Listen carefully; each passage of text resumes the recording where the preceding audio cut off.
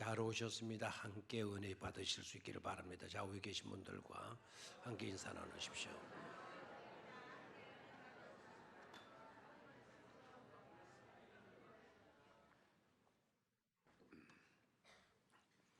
우리가 살아가는 세상에는 참 희한한 일도 굉장히 많죠. 그래서 모순된 세상, 조화와 균형이 없는 그런 세상이라는 말도 우리가 하게 돼요. 가령 예를 들어서 보게 되면 한쪽에서는 빵 한 조각도 없어가지고 이 시간도 굶어 죽어가는 그런 사람이 있는가 하면, 다른 한쪽에서는 음식이 남아 돌아서 다 먹지 못해서 썩어서 버려야만 하는 그런 곳들도 많이 있죠. 또 한 곳에서는 일자리가 없다고 난리고요. 다른 쪽에서는 일할 사람이 없어서 또 야단인 것을 보게 돼요. 참 균형 잡힌 세상이 되었으면 좋겠는데, 조화로운 세상이 되어졌으면 참 좋겠는데 그렇지 못하는 안타까움이 우리 모두에게도 있습니다. 만약 저와 여러분들도요, 그런 현실적 상황에 놓이게 되어졌다면 우리 또한 어떻게 할 것인가 묻지 않을 수가 없어요. 만약에 우리가 일자리를 구하는 입장이 있다 생각합시다. 그러면 어떤 일자리를 찾게 되나요? 보다 좋은 조건, 보다 좋은 대우를 받을 수 있고 보다 좋은 나은 환경, 그런 곳에서 일하고 싶지 않겠어요? 그래서 그런 조건이 갖춰진 일자리를 찾게 될 겁니다. 우리도 다르지 않으리라고 봅니다. 가능하다면 그런 일터가 어디 좀 없나 눈에 불을 켜고 찾아다니기도 하겠죠. 그리고 만약 또 우리가 공장을 가지고 있다 여기고요, 만약에 내 공장에서 일할 사람을 찾는다고 한다면 어떤 사람을 찾아서 쓰겠습니까? 아마 이러지 않겠어요? 착한 사람, 성실한 사람, 능력 있는 사람, 실력 있는 사람, 그런 인재들을 발탁해서 내 공장에서 일하도록 하지 않겠습니까? 그런 게 당연한 일이라고 봐요. 누구나도 그렇게 하겠죠. 그런데 만약의 상황이요, 이런 상황이라 생각해 보고요, 정반대일 경우를 한번 생각해 보자는 겁니다. 자, 내가 일자리를 찾는데 어디 좀 더 조건이 나쁜 곳 없는가? 환경이 더 열악한 그런 곳이 없는가? 월급을 받는데 좀 더 많이 주는 회사가 없는가? 그걸 알아보는 게 아니고 어디 좀 월급을 적게 주는 그런 회사가 없는가? 그런 회사를 찾고 있다고 가정해 보기를 바라요. 만약에 우리 일자리를 찾는데 그런 곳을 찾아 다니고 있다고 한다면, 저 사람 정말 특별한 사람이야, 정말 훌륭하고 위대한 사람이야, 이렇게 여겨주는 사람이 얼마나 될까요? 아마 대다수 이렇게 말하겠죠. 저 바보 같은 놈이라고, 참 멍청한 놈이라고, 이렇게 말하지 않겠습니까? 만약에 내 공장에서 일할 사람을 찾는데 좀 모자라는 놈이 없는가? 자격도 안 되고 능력도 전혀 없는 어정쩡하게 보이는 그런 사람이 어디 좀 없는가? 그런 사람을 찾아다니다가 만나게 되면 그 사람을 데리고 오는 겁니다. 그리고 내 회사에서 일을 시키는데 뭐 허드렛 일 시키는 것도 아니고 중요한 부서에, 중요한 자리에 앉게 해서 그 일을 맡게 해 준다고 한다면 그런 사람 여러분 어떻습니까? 바보입니까? 천재입니까? 괜찮은 사람입니까? 좀 모자라는 사람인 것입니까? 자, 여러분 대답은 그렇게 어렵지 않겠죠. 만약에 여러분들이라면 그렇게 하겠습니까? 또 여러분의 주변에 그런 사람이 있다고 한다면 여러분들 그 사람을 정상인이라고 이렇게 보아주시겠습니까? 그런데 말입니다. 이런 경우를 생각해 봐요. 내가 일자리를 찾아다니는데요. 열악한 그런 회사, 보다 월급을 좀 더 적게 주는 그런 회사 없는가 찾아다니다가 그런 회사를 만나는 겁니다. 그리고 그 회사에 들어가서 그 열악한 조건, 열악한 환경들을 너무나도 좋게 만드는 거예요. 만약에 내가 일자리를 찾는데 그런 곳을 찾아서 들어가서 그 일자리를 정말 아름답게 좋게 만드는 내가 되어진다고 한다면 그때 나는 어떤 사람입니까? 그리고 아주 무능한 사람, 조건과 자격도 되지 아니하는 그런 사람을 내가 선택을 해서 데리고 와서 그 사람을 중요한 부서에 앉히고 중요한 일을 맡겨주는데 전혀 능력이 없잖아요. 그런 자를 데리고 와서 내가 그런 자를 키우고 그리고 가르치고 그리고 세우고 그리고 귀한 사람으로 이렇게 쓰게 되어진다고 한다면 그런 자를 선택하기 위해서 돌아다니는 그 사람 바보인 겁니까? 천재인 겁니까?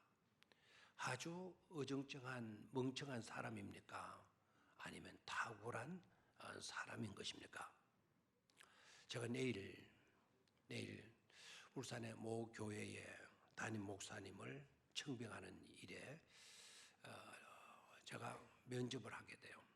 한 24명의 목사님을 면접을 하게 되는데 그 교회를 담임할 목사님을 뽑으면서 형편없는 사람, 자격도 안 되고 신학교에서 공부를 하는데도 늘 꼴찌에 가서 머물고 있고 뭐 성실하지 못하고 전혀 능력도 없는 그런 사람을 고르겠어요? 아니면 학벌도 좋고 능력도 있고 설교도 잘하고 인물도 잘생기고 키도 크고 그런 사람을 선택하겠어요? 좀 대답을 해요. 제가 멍청한 사람을 선택한다고 한다면 어떻게 되겠어요? 아주 왜 이러죠 이게 방송?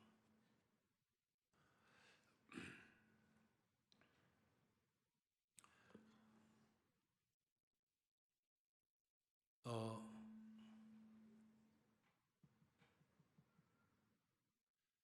오늘 장비가 좀 새로 교체돼서 적응이 안 돼서 그럴 거예요. 보다 좋은 스펙을 가지고 보다 좀 더 능력 있고 모든 것을 잘 감당할 그런 사람을 심층 면접해서 그런 사람을 찾으려고 하지 않겠습니까? 내일 우리가 모여가지고 하는데 어떻게 하면 학벌이 좀 모자라고 배운 것도 없고 실력도 없고 설교도 보다 못하는 사람이 누군가 그런 사람을 찾아가지고 그런 사람에게 그 교회를 담임하도록 만들겠습니까? 그렇잖아요, 그죠? 그럴 사람은 아무도 없을 거예요. 아마 그런 사람이 있다고 한다면 바보나 멍청한 사람이나 답답한 사람, 정말 답답한 사람으로 우리가 그렇게 취급하고 말 겁니다. 그런데 만약에 그렇게 하시는 분이 있다고 한다면 여러분 어떻게 하실랍니까? 어떻게 할 겁니까? 어떻게 해야 하는 것입니까? 그런 분이 계신다고 한다면 놀랍게도요 그런 분이 계신다라는 거예요. 그런 분이 누군지 아시죠? 형편없는 곳에 가셔서 그 형편없는 곳을 너무나라도 좋은 곳으로 만들고 형편없는 사람 부르셔서 그 형편없는 사람 들어서 사용하시는 분이 계셔요. 그분이 누구시라고요? 바로 하나님이시잖아요. 하나님은 그렇게 하셔요. 하나님은 그렇게 하실 수가 있는 분이신 줄로 믿습니다. 놀라워요. 오늘 본문에서 여러분 그런 하나님을 만나실 수 있게 되기를 축원합니다. 그래서 말씀의 제목을요, 다시 보는 모세의 소명 사건, 네 손에 있는 것이 무엇이냐 라는 제목으로 말씀을 나눌 터인데, 꼭 그렇게 역사하시는 하나님을 만나셔서 우리들의 삶도 놀라운 변화로 나타날 수 있게 되기를 축원합니다. 첫 번째로 다시 보는 모세의 소명 사건에서 만나게 되는 하나님 어떤 분이냐? 관점을 달리하시는 하나님이시다라는 거예요. 한번 따라하시기를 바랍니다. 관점을 달리하시는 하나님. 보는 것이 다르다라는 거예요. 우리가 보는 것하고 하나님이 보시는 것하고는 다르다는 거예요. 그래서 보는 것을 달리하시는 하나님이셔요. 셰익스피어라고 하는 대문호가 있잖아요. 셰익스피어가 이런 말을 해요. 위대한 사람은 이렇게 결정이 된다 라고 하면 세 가지 경우를 예를 듭니다. 첫 번째는요, 태어나면서부터 위대한 사람이 되는 경우도 있고, 위대한 사람으로 아예 태어날 때부터 그렇게 태어난다는 겁니다. 두 번째는요, 부단한 자기 노력으로 위대해지는 그런 경우, 위대해진 사람도 있다. 이해가 되죠? 세 번째는 어떤 이는 강제로 떠밀려 가지고 위대해진 사람도 있다라는 거예요. 강제로 누군가에 의해서 떠밀려 가지고 자기는 그런 의지가 없었는데 누군가가 떠밀어내 가지고 위대해진 그런 사람도 있다. 그래서 세 가지 경우의 위대한 사람을 이야기하게 됩니다. 자, 그렇다고 한다면 오늘 본문에 등장하는 모세, 이 모세는 어디에 해당할 것인가? 우리는 모세를 대지도자라고 그러죠. 정말 대단한 리더 아닙니까? 모세와 같은 리더가 세상에 또 있겠습니까? 대단한 탁월한 리더 아닙니까? 모세가 그런 대단한 위대한 지도자라고 한다면 태어나면서부터 위대한 지도자로 태어났는가? 아니면 부단한 자기 노력으로 인해서 탁월한 지도자가 되어진 것인가? 질문해 보면 그럴싸하다, 그럴 것 같기도 하다라고 하는 생각이 들지만 곰곰이 생각해 보면 그건 아니지라는 생각이 들죠. 그렇다고 한다면 모세는 참으로 위대한 지도자, 어떻게 모세가 그렇게 되어질 수가 있었나? 세 번째 경우가 되어지는 것이로구나 하는 것을 깨닫게 되죠. 태어날 때부터 위대한 사람으로 태어난 게 아니에요. 태어날 때 너무나 불행하게 태어났어요. 엄마 품에서 석 달 만에 엄마 품을 떠나야 되니까 부단한 자기 노력 한 것도 없어요. 부단한 자기 노력했어도 실패하고 말았잖아요. 그렇죠? 부단한 자기 노력이 있었던 게 아닙니다. 광야 40년, 그래서 80세가 되어지도록까지 사시면서 리더십 훈련 받은 게 아니거든요. 들판에 눈만 땀이 안 끌고 가고 밤 되면 들어가서 자고 그렇게 40년을 보낸 것밖에 없어요. 자, 그렇다면 모세는 어떻게 위대한 생애가 되어질 수가 있었나? 위대한 지도자가 되어질 수 있었나? 누군가에 의해서 강제로 떠밀려짐으로 인하여서 위대한 지도자가 될 수 있었다. 태어날 때 엄마에게서 등 떠밀려 가지고 나일강에 버려지게 되잖아요. 나일강에 떠내려가는 그런 어린 피덩이이지 않았습니까? 그리고 40이 되어져서는 누군가에 의해서 광야로 떠밀림을 당하게 돼요. 그래서 여러분 아시다시피 광야에서 40년간 이렇게 등 떠밀려서 살아가게 되죠. 80이 되어져서는 어떻게 합니까? 80이 되어져서는 애굽 땅 바로에게로 떠밀려 가게 돼요. 절대로 가고 싶어서 하지 않았어요. 등 떠밀려서 가게 되죠. 하고 보면 모세는 누군가에 의해서 등 떠밀린 그런 길을 걸어서요. 그런데 그 결과는 바로 뭡니까? 그 결과는 사람은 바로 위대한 지도자가 되어졌던 것이죠. 만약에 여러분들 가운데 나와는 정 다르게 정말 내 의지와는 다르게 누군가가 나를 등 뛰물어 내버렸는데 그렇게 되어진 일로 내가 너무나도 잘 되어졌어요. 정말 세상 사람들이 부러워하고 존경하는 그런 내가 되어졌다고 한다면 모세의 케이스가 되어질 수가 있는 것이죠. 그래서 모세는 바로 그렇게 등 떠밀려서 위대하게 된 사람들의 대표라 이렇게 말할 수가 있겠습니다. 자, 그렇다면 하나님은 모세의 어떤 점을 보셨을까? 어떤 점을 보시고 등 떠밀어 내어 가지고 결국 탁월한 리더가 되게 해 주셨을까? 생각해 보게 되면 우리는 일단 이렇게 생각이 되어질 수가 있죠. 모세의 외모다. 쉽게라고 하는 영화를 보고 사람들이 이야 모세 멋있더라. 최고의 유명한 잘생긴 배우를 모세 역 맡기잖아요. 누군지 모르겠는데 찰스 브론슨입니까? 예, 어떻게 잘 알아요? 예, 그 멋진 사람 모세 역 막 얼마나 근엄해요. 얼마나 카리스마가 있어 보여요. 그 수염에다가 하얀 백발에다가 커다란 지팡이에다가 붉은 옷을 탁 입고 서 있는 모세. 탁월한 외모 때문이었을까요? 아니면 뛰어난 두뇌 때문이었을까요? 아니면 뛰어난 가문, 그의 가문이 너무 좋아가지고 탁월한 그 지도자로 하나님이 세우신 것일까요? 여러분 성경을 보게 되면 그런 기록들은 전혀 찾을 수가 없었다라는 거죠. 그럼 그런 것이 아니다라는 결론 아니겠습니까? 그렇다면 무엇 때문에 하나님께서는 어떤 점을 보시고 모세를 등 떠밀어서 위대한 지도자로 삼으셨는가 하는 것인데요. 우리가 성경을 통해서 유추해 볼 수 있는 딱 두 가지 사실이 있어요. 그 가운데 하나가 바로 뭔가 하니까 모세는 힘없고 연약한 사람을 보면은요 견디지를 못하는 거예요.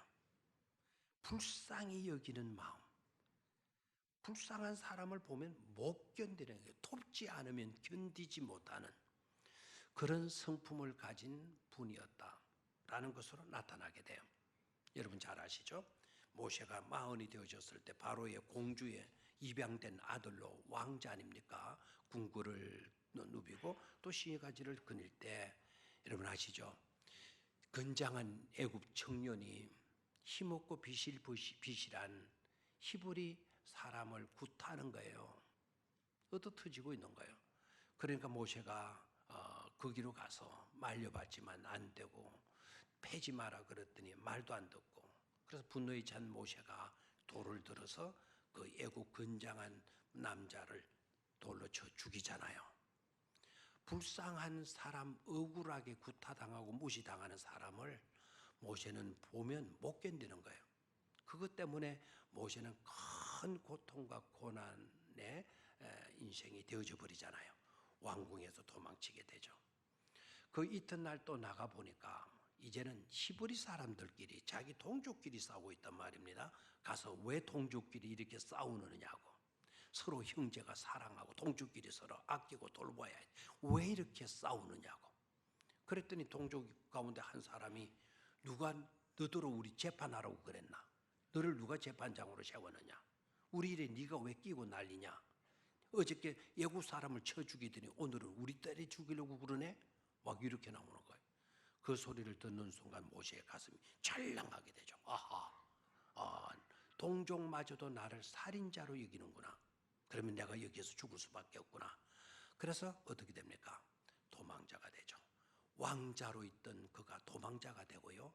왕궁에서 화롭게 생활하던 그가 광야로 나가서 그 들판에서 황량한 들판에서 그것도 하루 이틀도 아니고 40년이라고 하는 세월을 목동으로 지나지 않습니까? 어떠한 손해가 있다 하더라도 그런 위기를 맞게 되어질 줄 알면서도 불쌍한 사람 보면 돕지 않고는 못 견뎌하는 모세라는 거예요. 그리고 유대 전성, 유대 사람들에게서 내려오는 이야기들 가운데 이런 이야기가 있어요. 모세가 이도로의 집에서 양을 치게 되어졌을 때 양떼를 몰고 들판에 나가서 한 번은 양을 치는데 석양이 끼어서 이제 양떼를 몰고 돌아오는데 양떼의 수를 채하려 보니까 한 마리가 없는 거예요. 한 마리가 없는 그 양을 모세가 찾아 나서는 거죠. 산을 넘고 험난한 광야를 지나서 그 산 골짜기에 지쳐서 찢겨서 다 죽어가는 그런 한 마리 양을 찾고 그 한 마리 양을 찾아서 목에다가 어깨에 메고 돌아오는 그 모습, 그 모습을 보시고 하나님께서 감동을 먹으셨다는 거죠. 이 백성을 구할 사람, 내 백성을 구할 사람으로 저 친구가 적격이야.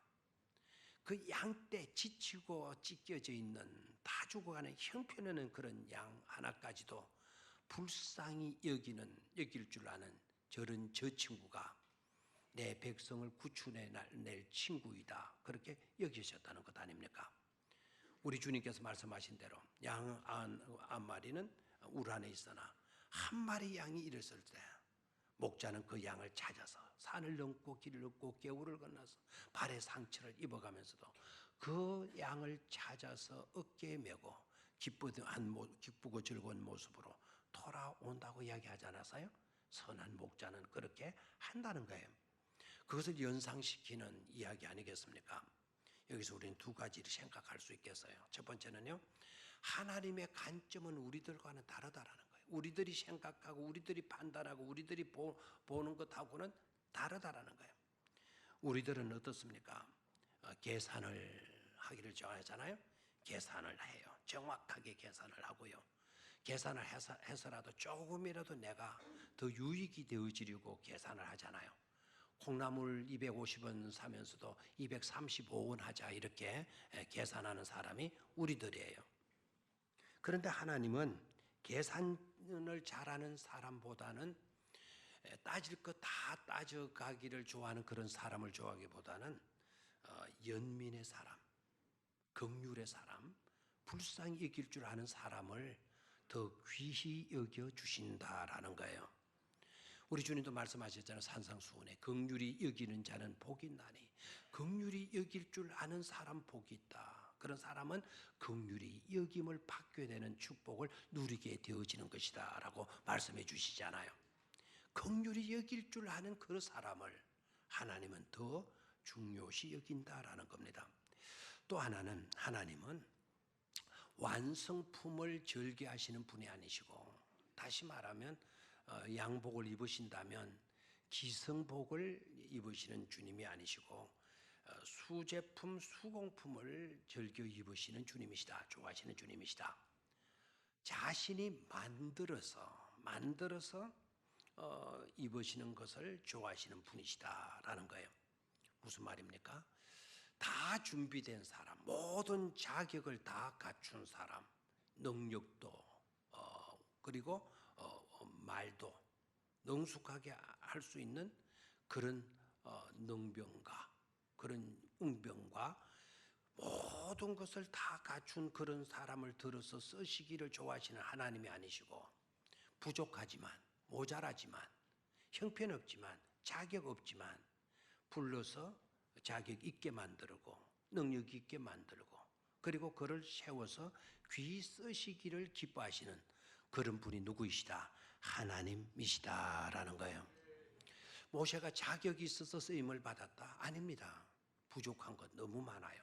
모세 자신이 그렇게 말했잖아요. 조금 이따가 말씀을 드리겠지만, 그런 모세 완성품 모든 것을 다 갖추었고 훌륭한 대학에서 모든 전공 학문을 마스터했기 때문에 너 자격 있구나, 내가 너를 들어서 마, 이렇게 하시는 하나님이 아니세요.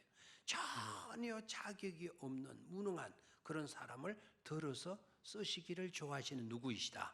하나님이시다라는 거예요. 문제가 다른 거예요. 제가 내일 목사님들 면접할 때 우리 면접하시는 그 분들, 장로님들 또 교인들을 대표하는 사람들과 만나서 우리 이런 사람을 씁시다.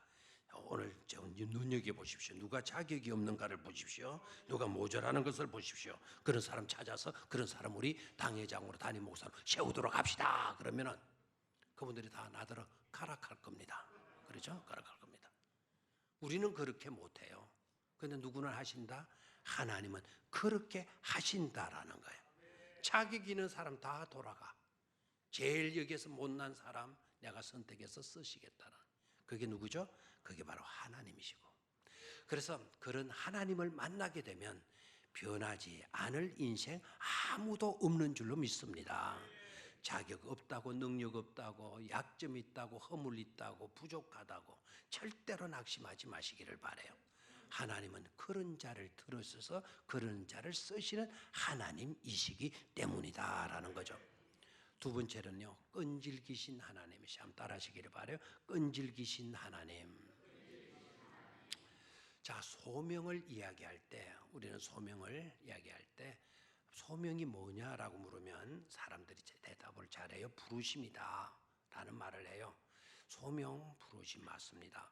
그 부르심에는 반드시 사명이 따르죠. 그래서 어떤 사람들은 소명 이퀄 또 사명이다 이렇게 말하는 분들도 있습니다. 소명은 크게 두 가지로 나누어요. 하나는 내적 소명과 또 하나는 외적 소명이에요. 인터널 콜링과 엑스터널 콜링으로 이렇게 나누는데, 이게 뭔가 하면 내적 소명이라는 것은 나는 하나님의 부르심을 받았다. 주관적 관점에서 나는 하나님께로부터 부르심을 받은 존재다라고 자기 확신을 가지는 거예요. 소명의 길을 걷는 사람은요, 자기 확신이 있어야 돼요. 내가 하나님께로부터 부름을 받았는지 안 받았는지 그걸 제대로 알지 못하면 사명자로 살아갈 수가 없죠. 내적 소명의식이 강해야 돼요. 두 번째, 외적 소명의식이라고 하는 것은 뭔가 하니까 남들이 나를 그렇게 여겨주는 거예요. 저 사람은 누가 보더라도 하나님이 선택한 사람이라고, 저 사람은 누가 보더라도 하나님이 쓰실 하나님의 도구라고 이렇게 여겨주는 거예요. 이것은 이제 외적 소명이라고 이야기하는데요.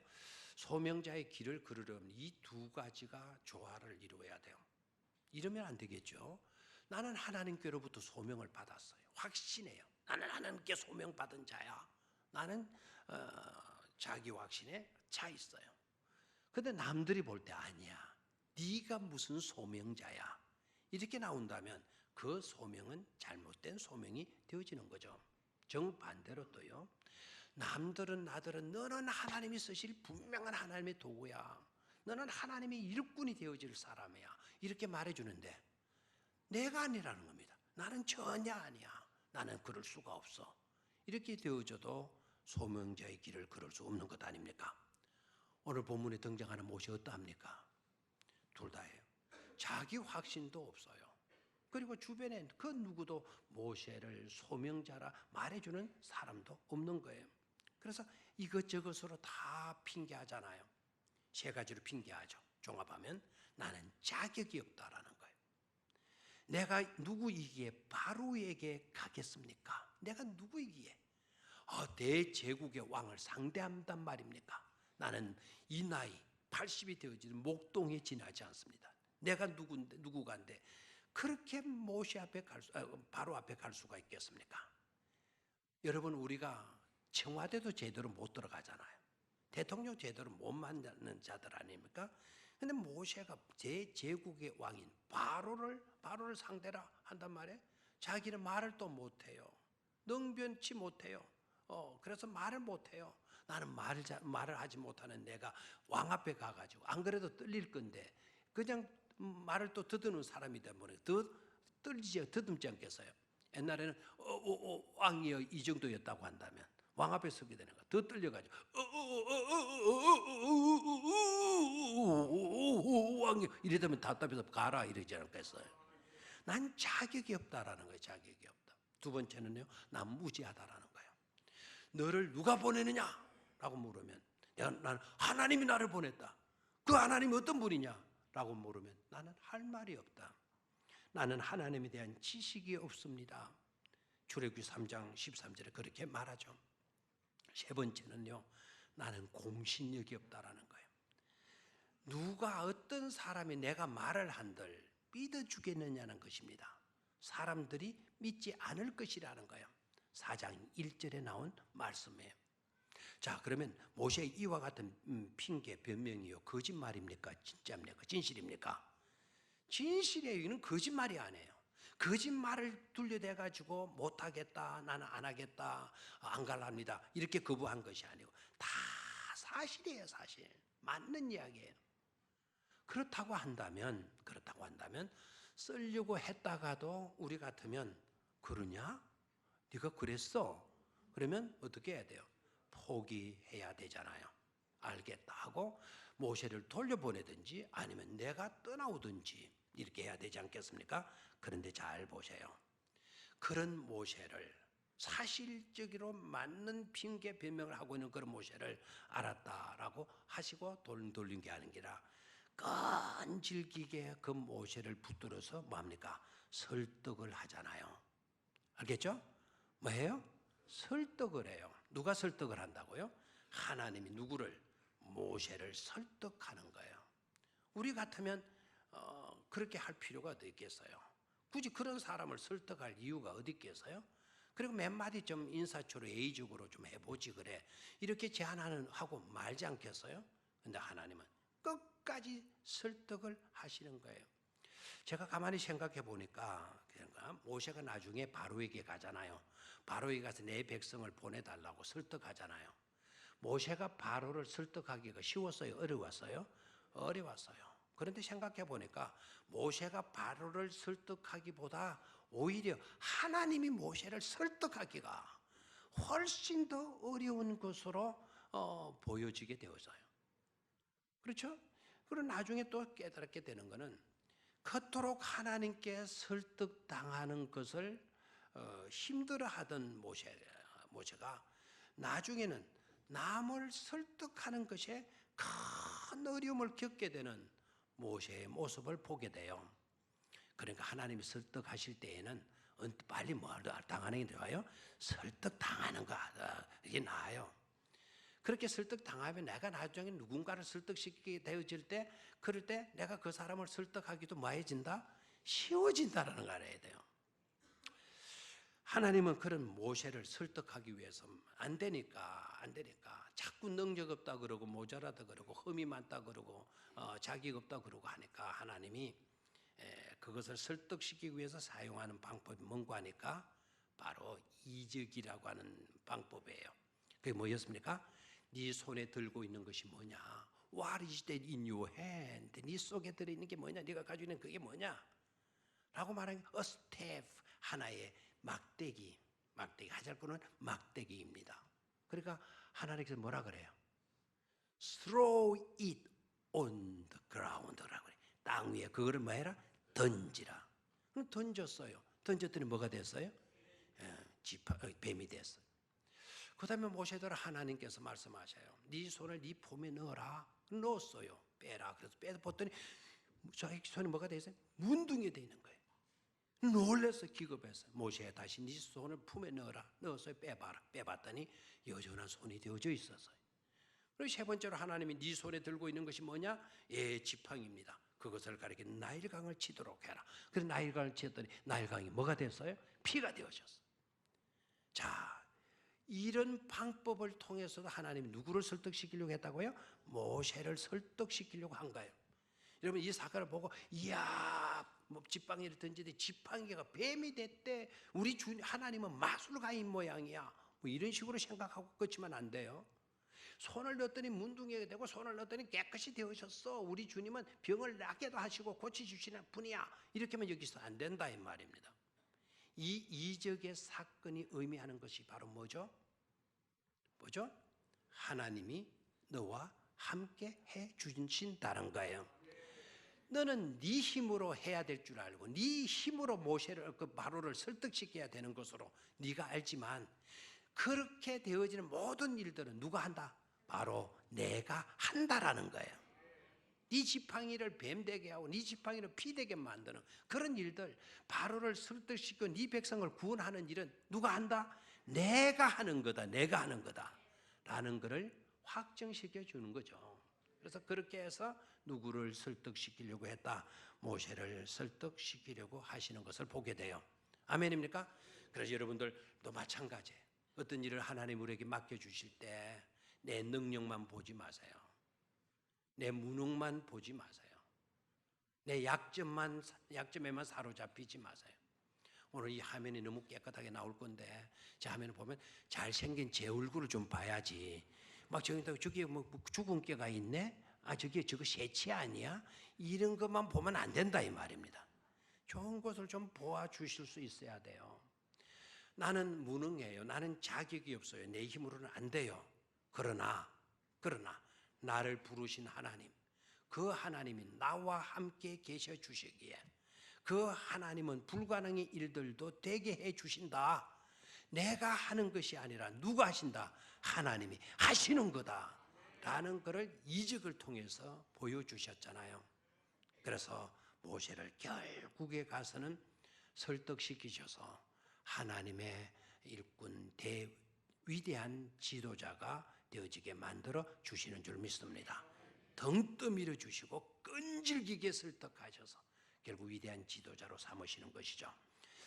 마지막 세 번째로는요, 있는 것을 보시고 쓰시는 하나님. 한번 따라하십시오. 있는 것을 보시고 쓰시는 하나님.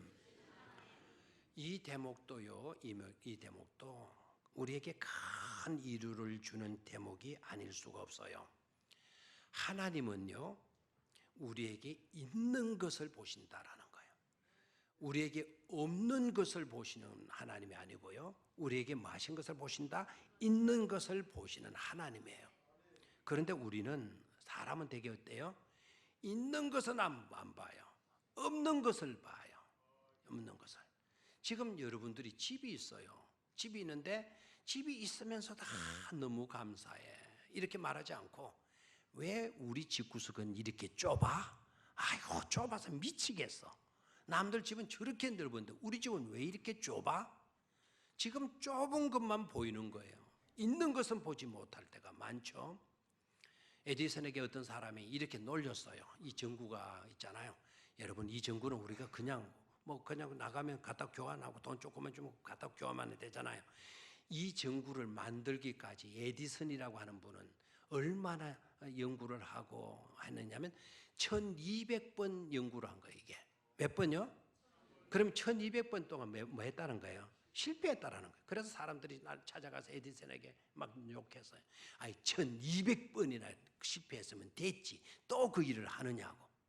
1200번이나 했으면 됐지. 뭐 때문에 거기에 집착하고 있느냐고. 에디슨에게 찾아가서 그 말을 했어요. 그랬더니 에디슨이가 뭐라고 한 줄 아세요? 당신들 그런 말 하지 마소. 나는 1200번 실패한 게 아니라 1200번 동안 이런 것을 사용하면 필라멘트가 되지 못한다라는 걸 내가 깨닫고 있는 중이요 라고 이야기를 했다라는 거예요. 뭡니까? 우리들하고 생각이 다르잖아요. 있는 것을 보는 거야. 있는 것을. 하나님의 시각을 가지고 있었던 거죠. 남들은 실패했다라고 이야기하지만 나는 실패하지 않았다. 이런 것을 사용하면 이런 것으로는 뭐가 될 수 없다? 필라멘트가 될 수가 없다 라는 것을 내가 배웠을 따름이요. 얼마나 멋져요. 얼마나. 하나님은 우리에게 있는 것을 보시고 우리에게 없는 것을 보시지 않는다. 그게 우리를 뭐 해주고 있는 거 아니에요? 우리를 위로해주고 있는 대목인 줄로 믿습니다. 만약에 하나님께서 우리에게 있는 것은 보시지 않고 우리에게 없는 것을 보시고 그거 내놔라, 그것 가져와, 그러면 우리가 얼마나 곤혹스럽겠습니까? 없는 능력을 내놔라. 내 IQ는 140밖에 안 되는데 하나님이 IQ 300을 가지고 오너라 이러면 내가 어떻게 해요? 그렇죠? 하나님은 그렇게 하시지 않아요. 네게 있는 그것 가지고 오너라라고 말씀을 하셔요. 아멘입니까? 할 수 없는 것을 요구하시는 하나님이 아니시고 그것을 보시고 계시는 하나님이 아니라 있는 것을 보시고 있는 것을 요구하시는 하나님이시고 있다라는 점 우리는 감사할 수 있어야 될 줄로 믿습니다. 모세에게 모세야 홍해를 가를 수 있는 능력을 내게 가져와. 그럼 못하는 거죠. 모세야 네 손에 있는 것이 무엇이냐? What is that in your hand? 네 손에 있는 게 뭐냐? A staff, 지팡이 하나에 지나지 않습니다. 그걸 내게로 가지고 와. 아멘입니까? 그리고 그것을 어디에 던져라? 땅 위에 던져라라는 거예요. 던져라. 능력은 누가 행하신다는 거죠? 하나님이 행하신다라는 거예요. 중요한 거는 내게 있는 걸 봐야 돼요. 그 있는 것이 크거나 작거나 대단하거나 형편없거나 하나도 상관없어요. 작아도 괜찮아요. 대단하지 않아도 돼요. 형편없는 것도 돼요. 많지 않아도 되고 크지 않아도 되고 형편없어도 돼요. 있는 것 그것을 하나님 앞에 내어 맡기는 것, 그게 중요하다라는 거예요. 하나님께 내어 맡기게 되면 하나님이 그것을 가지고 놀라운 역사는 하나님이 행하여 주신다는 것 아닙니까? 그게 오병이어 기적의 사건이고 그게 칠병이어의 기적의 사건이고 엘리야에게 있어서 사르밧 가부의 가루통 그 빈 병에 그 기름병에 들어있는 한 방울의 기름병의 기적 아닙니까? 우리는 그런 하나님을 찬양할 수 있어야 될 줄로 믿습니다. 최고의 선물은 바로 하나님이 우리와 함께 해주시는 거예요. 그리고 우리에게 있어서 가장 중요한 일이 있다고 한다면 하잘 것 없는 그것이라도 누구의 손에 내어 맡기는 거다? 하나님 손에 내어 맡기는 거다라는 거예요. 우리에게 없는 것에 집착하지 말고 있는 것을 잘 활용할 줄 아는 그런 성도들이 꼭 되시기를 주의 이름으로 축원합니다. 오늘 화면도 좋고 하니까 오늘 보너스 선물인데요. 아주 유명한 그림 하나, 명화 하나 감상하고 마치겠어요. 자, 명화 모세의 소명 사건을 그린 대화가 그 샤갈이라고 하는 분이 그린 그림인데, 자, 바로 저 그림이에요. 자, 저 그림을 여러분들은 오늘 이 시간에 여기서 감상하는 거예요. 파리까지 가려고 하면 비행기 표만 400만 원이에요. 두불 박물관을 들어가려고 하면은 다 보려 그러면 500불 가까이 들어야 되고요. 저 그림이 그려 있는 저 홀만 들어가는데도 150불 줘야 돼. 15만 원 줘야 돼. 오늘 공짜로 여러분에게 보여주는 거예요. 이것도 옛날 장비 가지고는 못 보여줘. 옛날 장비 가지고는 이 그림 보여주나 많아요. 근데 신 장비다 보니까 이제 선명하게 보실 수가 있어요. 자, 가운데 있는 게 가시떨기 나무네요. 그 가시떨기 나무 위에 있는 무지개 색깔로 있는 저것이 이제 불타는 그림을 그리고 있어요. 모세가 저 광경을 봤죠. 가시덤불에 불이 붙었는데 왜 타지지 않는가? 나무는 타지지 않은가? 없어지지 않고 있는가? 이상하다. 그래서 모세가 달려갔더니 모세야, 모세 부르시는 하나님의 음성을 듣죠. 바로 오른쪽에 있는 하얀 옷을 입고 있는 기대고 앉아있는 저분이 바로 모세예요. 모세의 모습이 뭐 대단한 줄 알았더니 절대로 이물 보았다면 절대로 들어서시지 않았겠죠. 모세의 모습이 영 형편없어요. 근데 또 이상한 거는 모세의 머리에 뭐가 있나요? 토끼 맹걸로 또 염소뿔 맹걸로 물이 두 개 떡 나 있어요. 저렇게 그렸어요. 사가리가. 저 뿔은 뭔가 하니까 광채라는 단어가, 광채라고 하는 단어가 불가타 역으로 번역하면서 불가타 역에서는 광채가 뿔이라고 하는 단어로 똑같아요. 그래서 번역하는 사람이 광채로 번역해야 될 걸 뿔로 번역을 해버렸어요. 그래서 이제 이 샤가리라는 사람이 그 불가타 역 성경을 읽은 거예요. 그리고 이제 불가타 성경이니까 모세 머리에 뿔이 났다 해가지고는 뿔을 딱 갖다 놓은 거죠. 그리고 모세 뒤편에 보게 되면 모세가 무슨 일을 하고 있었던 걸 알 수 있죠. 자세히 들여다보면 저게 바로 양떼들이 풀 뜯고 있고 딥이 누워 있고 하는 모습이에요. 방구대 안각하게 가게 되면 고래도 그려져 있고 하잖아요. 그와 같이 그림을 그려놨어요. 지금 여러분 세계적인 명화입니다.